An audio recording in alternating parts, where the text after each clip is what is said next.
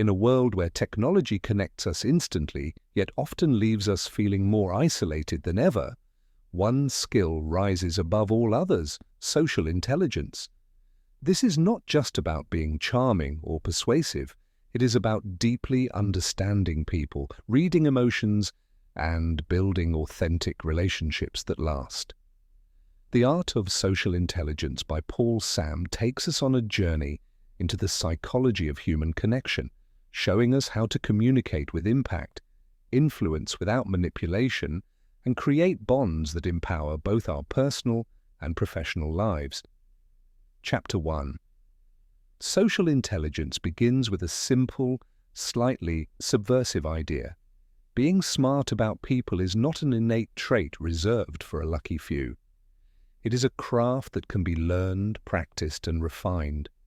In this chapter, we set the foundation by distinguishing social intelligence from charm, charisma, or mere sociability.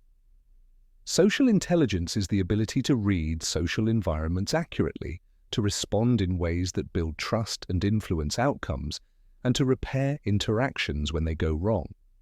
It combines cognitive skills, pattern recognition, situational awareness, memory for faces and stories, with emotional skills, empathy, self-regulation, and emotional signaling. Understanding the architecture of social intelligence helps you transform daily exchanges from random noise into predictable, productive interactions. We begin by tracing why social intelligence matters right now. In the modern economy, technical skill is rarely the whole story. Ideas travel faster, and teams form and dissolve faster than ever. The person who can build quick rapport, align disparate motivations, and create cooperative energy wins disproportionate leverage. That advantage is not mystical, it is compoundable. Each positive interaction increases your social capital.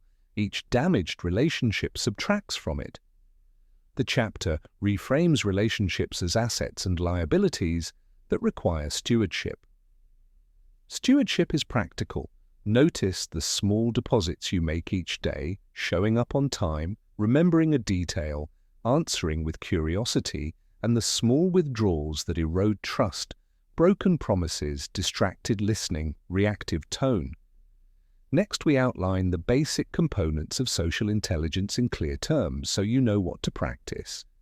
Perception is the first component, the ability to observe cues without immediately interpreting them through the distorted lens of your ego. Perception asks you to slow down from reactive mode and simply take inventory of what is present.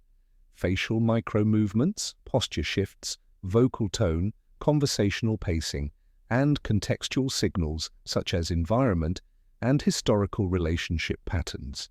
Interpretation follows perception. This is where pattern recognition and cultural knowledge convert signals into working hypotheses about someone's state or intention. Be careful. Interpretation should remain provisional and testable rather than declared fact. The third component is response selection, choosing a behavior that is both authentic to you and calibrated to the perceived state of others. Response selection is pragmatic and strategic. It aims to move the interaction toward trust, clarity, or resolution, and it often relies on low-effort, high-leverage moves. Chapter 2. Emotional literacy sits at the core of social intelligence because people are moved by feelings long before they are persuaded by facts. This chapter teaches how to become fluent in other people's emotional languages and how to manage your own feelings so they serve rather than sabotage the interaction. Emotional literacy begins with accurate labeling. Humans often react to ambiguous states as if they are final verdicts. By learning to name feelings precisely, frustrated, bewildered, cautiously hopeful, you reduce their intensity and make them actionable. Naming is a small but powerful technique you can use both privately and in conversation to create space and clarify intent. We explore how facial expressions, micro-expressions, and vocal cues map to emotional states. The face betrays brief flashes of truth. Vocal pitch and pace reveal urgency or withdrawal, but context is king. A furrowed brow in a noisy environment might mean concentration rather than anger. The chapter emphasizes triangulation. Combine facial cues with voice, posture, and the content of speech before forming a working hypothesis. Triangulation reduces false positives and increases your capacity to respond appropriately. Active listening is then introduced as the practical heart of emotional literacy. Active listening is more than waiting for your turn to speak. It is signaling back that you are understanding. Techniques include reflective statements that mirror back the apparent emotion, concise summarization of content, and open questions that invite elaboration. Reflective statements do not require agreement, they simply show awareness.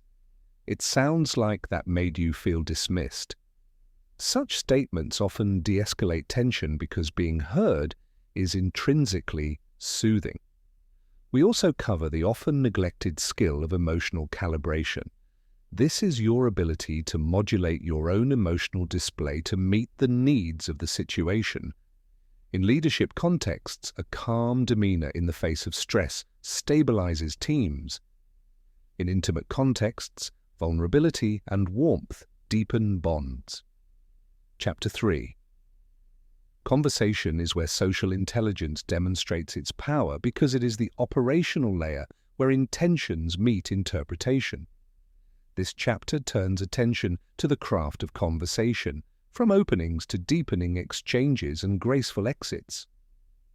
Conversations succeed when they follow a gentle arc, opening, establishing safety, exchanging value, and ending with a connective residue that supports future interaction. Many people get stuck in openings that are either too superficial or too aggressive. We provide practical templates that feel natural rather than formulaic. Begin by mastering openings that pivot to substance quickly. An opening line anchored in observation beats a generic compliment because it signals attention. For example, remarking on a visible project or context in the room shows you are grounded in the present. Follow with a concise question that invites explanation rather than a yes/no response. Openers that create instant relevance shorten the trust distance. Next, we dissect the balance of speaking and listening. A useful rule of thumb is to treat the first portion of the conversation as discovery. Spend more relative time listening to uncover needs, values, and conversational triggers. Chapter 4. Nonverbal communication is the invisible grammar behind what we say, and mastering it elevates your presence in any social domain. This chapter unpacks posture, proxemics, eye contact, gesture, and vocal tonality as coordinated signals that either reinforce your message or contradict it. Congruence matters when words, tone, and body all point in the same direction. Trust grows quickly. When they diverge, suspicion follows. Understanding this alignment allows you to steer outcomes without theatrics. Start with posture and orientation. Open posture, uncrossed arms, slightly forward torso, and relaxed shoulders signals availability. Orientation toward someone indicates interest. Even small head tilts and torso vectors matter more than subtle words. Proxemics, or the study of interpersonal distance, is culturally variable but always meaningful. Respect personal boundaries and learn to read comfortable distances in your cultural context. Invading space prematurely is a common error that triggers defensive responses. Eye contact receives special attention because it balances connection and threat. Soft, sustained eye contact signals warmth. Intense, unblinking staring signals dominance. The effective pattern is rhythmic engagement, several seconds of steady eye contact, followed by brief glances away. This creates intimacy without alarm. In group settings, distribute eye contact to include quieter members, and you will amplify perceived inclusivity. Gestures and micro-movements are the punctuation of speech. Purposeful gestures that accompany key points make ideas easier to follow. Keep gestures within the personal field and let the hands frame ideas rather than wave aimlessly. Vocal tonality, pitch, pace, and volume carries emotional coloring. Chapter 5. Influence and persuasion are central to social intelligence, but they require an ethical compass. This chapter maps practical persuasion principles into a human-centered framework that emphasizes voluntary alignment rather than coercion. Influence begins with clarity of intention. Know what outcome you want and why it benefits the other party as well. When influence serves mutual value, it becomes a cooperative act rather than manipulation. We outline a compact toolkit of influence techniques that work in everyday life. The first is reciprocity. Offering help, information, or a small favor creates an implicit social obligation that, when used ethically, fosters cooperation. The second is social proof. People look to peers when deciding what to do. Use stories and examples of relevant peers to demonstrate plausibility rather than relying on generic statistics. The third is commitment and consistency.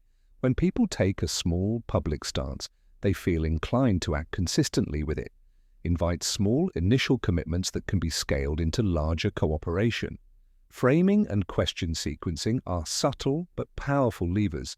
Frame proposals in terms of avoided loss as well as gained benefit depending on the audience, and sequence questions so that early queries highlight values that make later requests feel natural. Use scarcity honestly, emphasize unique opportunities that genuinely add value rather than contrived deadlines that break trust. Chapter 6. Conflict is unavoidable in human interaction, but the socially intelligent person reframes conflict not as destructive, but as an opportunity for deeper understanding and stronger relationships. This chapter examines the anatomy of conflict, why people escalate unnecessarily, and how to redirect disagreement into constructive dialogue. Conflict often begins with misinterpretation. A gesture is read as dismissive, a tone of voice as hostile, or a delayed response as disrespectful. Social intelligence requires us to pause and investigate the meaning behind behaviors before reacting. The principle is simple: separate facts from stories. Facts are observable behaviors. Stories are the interpretations we attach. By focusing on facts and asking clarifying questions, we reduce the heat and open pathways for resolution. De-escalation techniques are introduced next. Lowering your own emotional temperature is step 1. Breathing exercises, reframing statements to emphasize shared goals, and deliberate lowering of vocal intensity all reduce threat perception. Active acknowledgement of the other person's emotions without surrendering your perspective creates a foundation of respect. Statements such as, "I can see how important this is to you," validate emotions without conceding the argument. We also explore collaborative problem solving. Instead of defending fixed positions, invite the other party to articulate interests and priorities. Use the "what would good look like for you" question to reveal underlying values. From there, brainstorm multiple options before evaluating. The chapter stresses that win-win solutions emerge when creativity is prioritized over competition.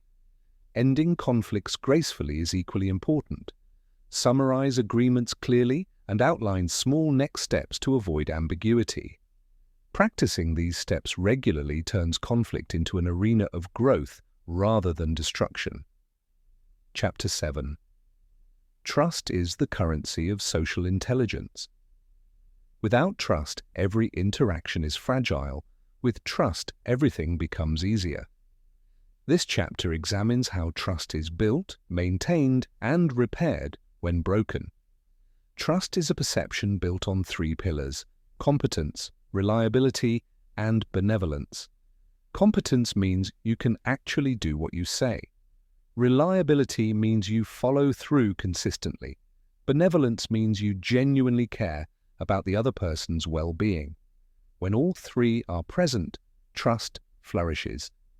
Building trust starts small. Micro-consistencies, being on time, honoring small commitments, responding thoughtfully, create a track record. Over time, these small actions accumulate into strong reputational capital. Transparency accelerates trust, sharing reasoning behind decisions, admitting uncertainty and disclosing limitations prevent suspicion. Vulnerability also plays a role. By revealing appropriate weaknesses, you signal authenticity and invite reciprocity. Repairing trust after a breach is delicate but possible. Acknowledge the breach fully without excuses, take responsibility, and describe concrete steps for prevention. Avoid empty apologies that lack behavior change.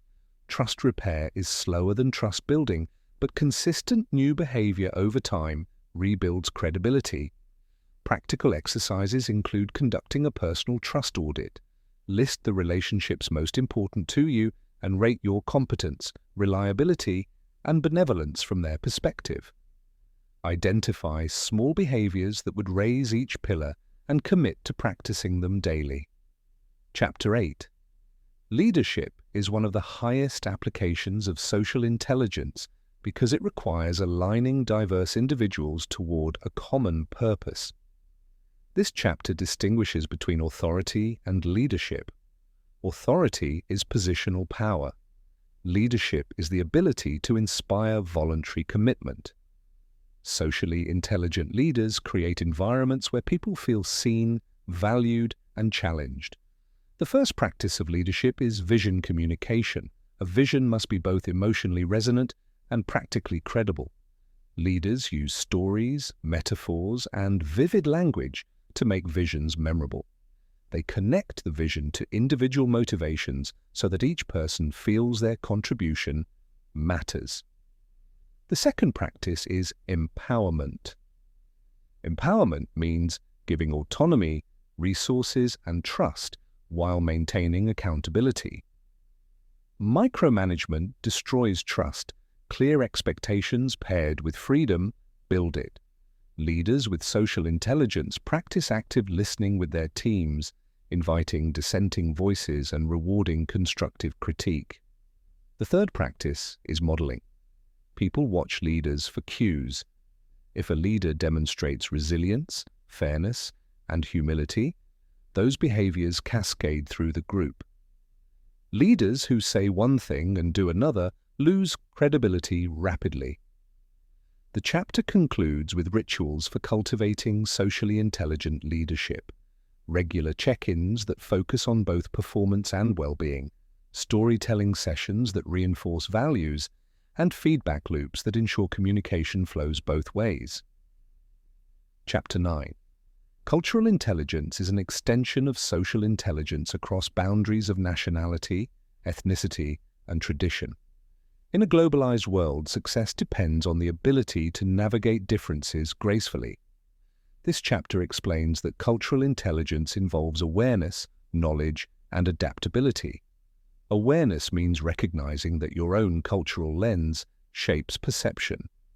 Knowledge means learning about other cultural norms, values, and communication styles.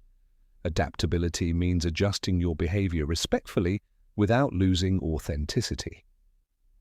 We explore common cultural dimensions such as direct versus indirect communication, individualism versus collectivism, and high-context versus low-context cultures. Misunderstandings often arise when people assume their style is universal. Socially intelligent individuals learn to decode signals through curiosity rather than judgment. Asking, "How is this usually handled in your context?" opens doors. Practical strategies include building a mental library of cultural scripts, observing without rushing, to interpret, and practicing humility by acknowledging when you are unfamiliar. Storytelling again proves powerful because stories travel across cultures more easily than abstract arguments. Exercises include conducting a cultural exchange with someone from a different background. Ask them to share a story about a common practice in their culture, then reflect on how it differs from your assumptions. Chapter 10.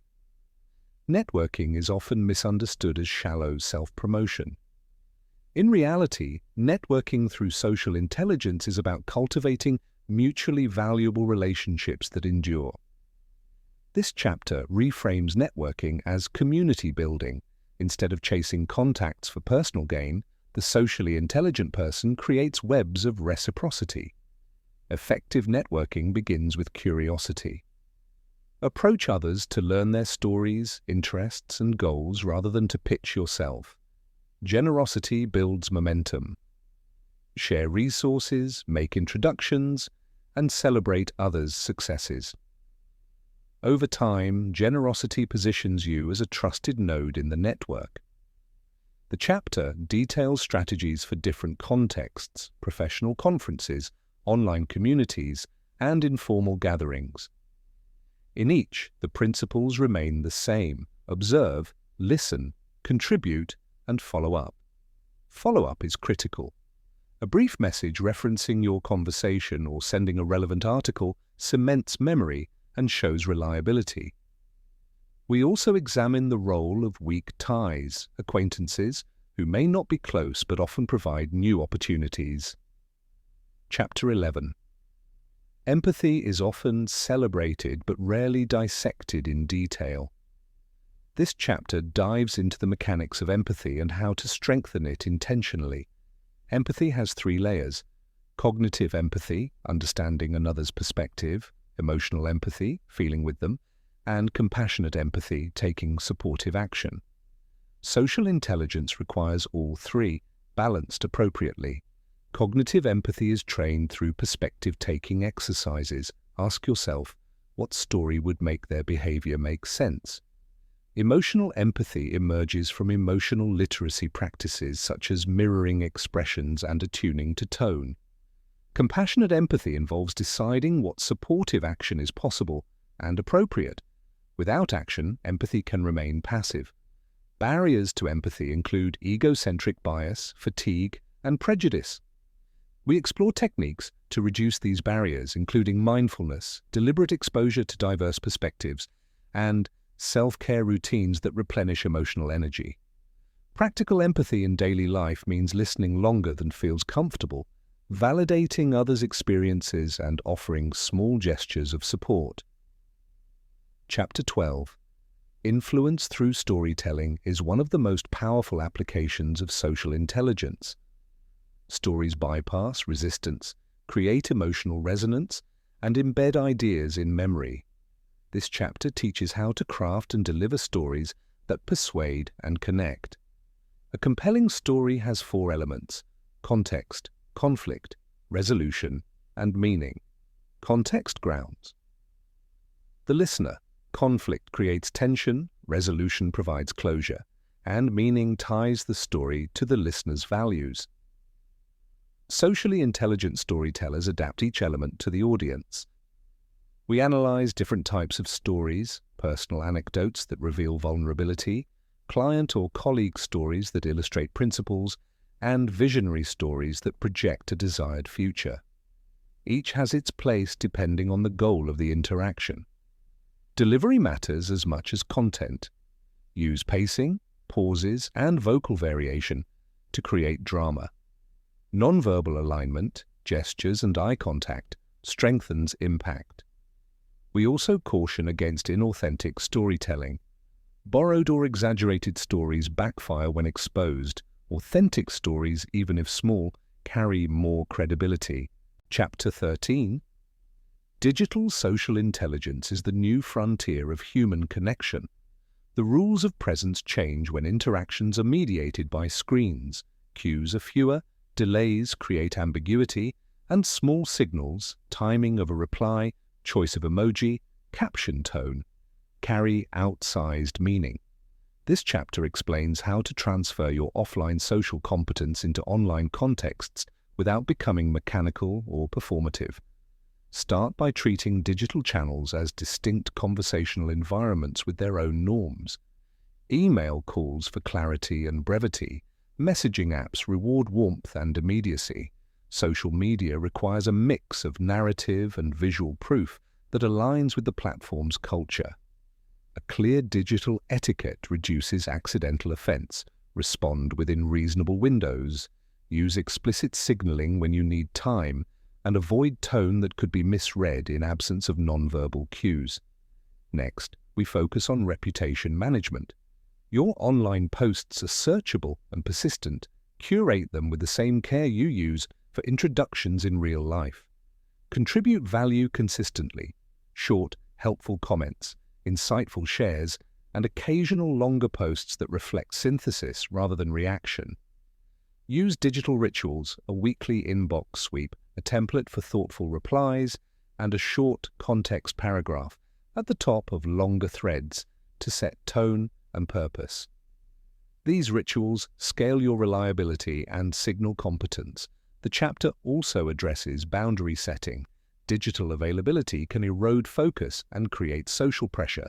Declare your availability windows and model them. Use auto-responses that humanize "I'm offline until," but I'll follow up by, and schedule regular deep work blocks that are visibly protected. Finally, we consider empathy online. When you can't see faces, amplify listening by paraphrasing, asking clarifying questions, and using voice notes or short videos to restore human texture. Practice exercise. Pick one channel where you often miscommunicate and apply 3 changes for a week. Shorter messages, explicit time cues, and one sincere question in each conversation. Track how clarity and goodwill shift as a result. Chapter 14. Reputation and personal brand are the outcome of consistent social behavior over time. This chapter treats them as products of intentional design rather than accidental noise. Reputation begins in the small, the reliability of your calendar, the tone of your email, and whether you finish what you promise. Brand adds narrative, what you stand for, how you tell your story, and the signals you send through visible contributions. Define a compact brand statement that answers who you help, how you help them, and what unique perspective you bring. This statement guides decisions about public content, collaborations, and the types of conversations you accept. We explore the architecture of credibility. Combine visible competence, work samples, case studies, social proof, testimonials, endorsements, and generosity, free resources, public advice, into a tidy portfolio. Manage risk by owning mistakes publicly and describing corrective steps. This converts errors into credibility-building moments when handled well. Measure reputation through feedback loops, solicit short surveys after projects, track the tone of messages you receive, and note who is making introductions on your behalf. These are leading indicators of reputation health. The chapter warns against brand theatre, performative acts that look good but lack substance. Authentic brand growth is slow and requires alignment between public messaging and private behavior. Practical steps: audit your public profiles, remove or archive content that contradicts your present aims, and schedule monthly content that demonstrates your values through action, case studies, lessons learned, practical tips. Exercise. Craft a 25-word brand statement and use it to evaluate the next 3 public posts you plan. If any post doesn't reinforce the statement, revise or shelve it. Chapter 15. Intimacy and deep relationships are the inner work of social intelligence and different in quality from networking or leadership. These relationships require vulnerability, sustained attention, and mutual investment over time. This chapter maps the practical labor of deepening bonds, consistent presence, meaningful rituals, and calibrated self-revelation. Presence means being available in ways that matter, showing up for rites of passage, remembering life details, and offering help before being asked. Rituals, regular calls, shared projects, or annual letters create predictable touchpoints that sustain connection across distance and busy lives. Calibrated vulnerability is a core skill. Share personal failures and lessons in proportion to the trust you have, and always anchor vulnerability with a reflection that creates value for the other person, a takeaway, a question, or an offered resource. Reciprocity in deep relationships is not transactional but cyclical. When you give support, it seeds future goodwill that surfaces when you least expect it. The chapter also addresses care under strain, how to maintain bonds when life complications emerge. Use practical triage. Prioritize presence over problem solving when someone is grieving. Offer specific, manageable help, meals, childcare, an hour, to talk rather than vague offers. Chapter 16. Scaling influence through groups, teams, and communities is where social intelligence meets systems thinking. This chapter outlines how to design interactions that produce collective intelligence rather than chaos. Start with simple governance, clear roles, agreed norms, and consistent meeting cadences. Norms reduce friction. When everyone knows the expected behavior, time is saved and trust increases. Design rituals that focus attention, check-ins that highlight one metric and one learning, and brief round-robin updates that prevent side conversations from dominating. Facilitation skills are central. Ask generative questions, surface dissent early, and use structured methods like dot voting or small breakout groups to avoid dominance by a few voices. The chapter addresses the moral economy of groups, reward behaviors that sustain cohesion, helping others, sharing credit, and make misalignment visible through private corrective conversations rather than public shaming.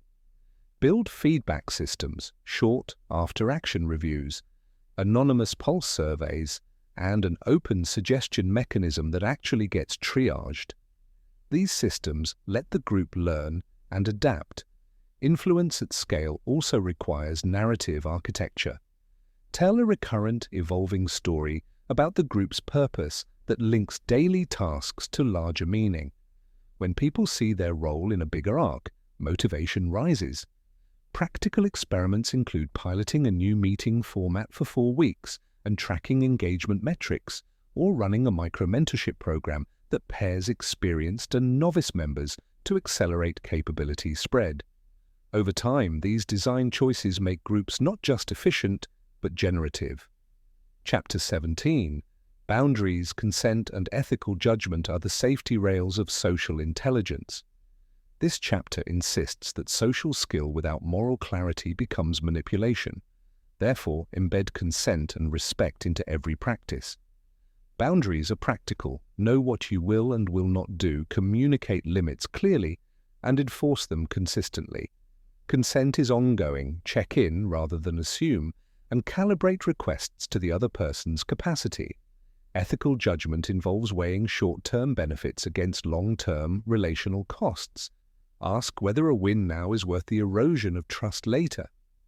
The chapter explores common ethical dilemmas, when to persuade and when to step back, how to handle confidential information, and how to balance loyalty with truth-telling. Use simple heuristics, prefer transparency, give people options rather than ultimatums, and default to preserving autonomy. When conflicts of interest arise, declare them early and recuse yourself when necessary. Repairing ethical mistakes requires humility and concrete remediation steps. Apologize promptly, explain what you will change, and invite the harmed party to set the pace for repair. Practice. Create a short ethics checklist for interactions that could have power asymmetries, manager-employee, teacher-student, and review it before each consequential meeting. These small rituals reduce the likelihood of harm and make social intelligence a force for durable, mutual benefit. Chapter 18. Learning and deliberate practice are the engines that sustain social intelligence over a lifetime. This chapter reframes social skill as a craft and prescribes a regimen for continuous improvement. Start with diagnosis. Collect feedback from trusted peers, record important conversations with consent, and track outcomes of your social experiments, who you connected with, what followed, and what you learned. Use micro-experiments. Change one behavior in conversations for a week. More questions, shorter stories, different opening lines, and record the difference. Deliberate practice means focused, uncomfortable repetition with immediate feedback. Role-play difficult conversations with a coach, rehearse public stories until they're crisp, and review recordings to spot incongruence between words and nonverbal cues. Create a learning loop. Plan, practice, test in real contexts, gather feedback, and refine. Cultivate curiosity through diverse exposure, books, cultures, and disciplines that expand your repertoire of metaphors and mental models. Finally, build a maintenance ecology, regular retreats for synthesis, peer learning circles for accountability, and a modest library of key resources you revisit periodically. Social intelligence is less about sudden transformation than about steady refinement. Chapter 19. Teaching, mentoring, and formalizing what you know are the highest leverage ways to scale social intelligence, and this chapter treats the educator's craft as both a service and a refinement process for the teacher. Teaching forces clarity. When you must explain a social skill, you discover which parts are instinct and which are repeatable technique. Begin by converting tacit routines into explicit steps. Break complex social competencies, opening a conversation, calming an escalated group, giving tough feedback, into observable moves, cues to watch for, and corrective options. This decomposition makes instruction practical and allows learners to practice specific micro-skills rather than vague ideals. Mentorship is framed as a scaffolded relationship where the mentor gradually transfers judgment rather than simply offering answers. Start with diagnosis. Understand the mentee's current behavioral repertoire, their recurring failure modes, and the scenarios where they most want to improve. Design short cycles of work, practice, reflection, feedback, repractice, so progress is visible and replicable. Use role-play liberally. It compresses risk and gives the mentee a safe lab to experiment. Provide immediate, action-oriented feedback that names the behavior, describes its effect, and suggests a concrete alternative. Over time, shift from directive coaching to Socratic questioning that helps the mentee internalize decision rules. Create reusable teaching artifacts, checklists for difficult conversations, scripts for onboarding, templates for feedback, and annotated recordings that highlight nonverbal alignment. These artifacts make learning scalable and protect knowledge from being lost when people change roles. Encourage mentees to keep a social log where they record experiments, outcomes, and one lesson learned per interaction. These logs become the raw material for pattern detection and accelerate judgment formation. The chapter also addresses the ethics and humility of teaching social skills. Resist the temptation to position yourself as the final authority. Good teachers create independence, set timelines for reducing direct intervention, require mentees to solve real problems, and celebrate when they outgrow your methods. Mentorship should prioritize the mentee's voice and context rather than imposing your style rigidly. Finally, teaching compounds your own competence. As you craft curricula, explain subtle distinctions and answer hard questions, your mental models sharpen. Schedule regular teach-back sessions where you present what you've learned to peers and solicit critique. This reciprocal approach, teaching as learning, creates a culture of continuous improvement where social intelligence is not hoarded by a few, but distributed across a community. Chapter 20. Integration is the final practice, weaving all lessons of social intelligence into a coherent operating model so your social behavior becomes reliable under pressure and adaptable across contexts. Start by designing a compact daily routine that stabilizes your baseline, a brief morning calibration to set intentions for key interactions, a midday micro-reflection to adjust tone and energy, and an evening synthesis to capture lessons and schedule experiments for tomorrow. These small rituals are the scaffolding that keep your skills sharp when life gets busy. Next, create a personal playbook that synthesizes your most effective practices for core situations: networking, conflict, leadership, mentoring, digital communication. For each situation, list 3 high-probability cues to watch for, 2 default moves that tend to work, and 1 fallback when things derail. This playbook reduces cognitive load and helps you act quickly with calibrated judgment. Design your social environment intentionally. Invest time in at least 1 peer learning group, a mentor relationship, and a set of mentees. Structure those relationships with clear expectations and short feedback loops so the social ecology around you actively supports growth rather than enabling stagnation. Also, engineer your physical and digital spaces to reduce friction for high-quality interactions. Tidy meeting agendas, distraction-free rooms, and pre-shared context notes before conversations. Measurement is essential. Choose a few leading indicators: number of meaningful follow-ups per week, average response time to important messages, frequency of deep conversations, and track them for trends. Combine quantitative signals with qualitative reflection. Who reached out unprompted? Who recommended you? Did any relationship visibly improve? Use these signals to prune rituals that don't work and to double down on ones that do. Finally, commit to long-term humility. Social intelligence is not a perfected state but a living skill that degrades without practice. Schedule quarterly retreats for synthesis. Ask for candid feedback from people you trust, and keep experimenting with new genres of conversation, cultures, and group formats. Integration means your social behavior becomes part of your identity, not performed for effect, but reliably available as a resource for others and for the meaningful life you are building.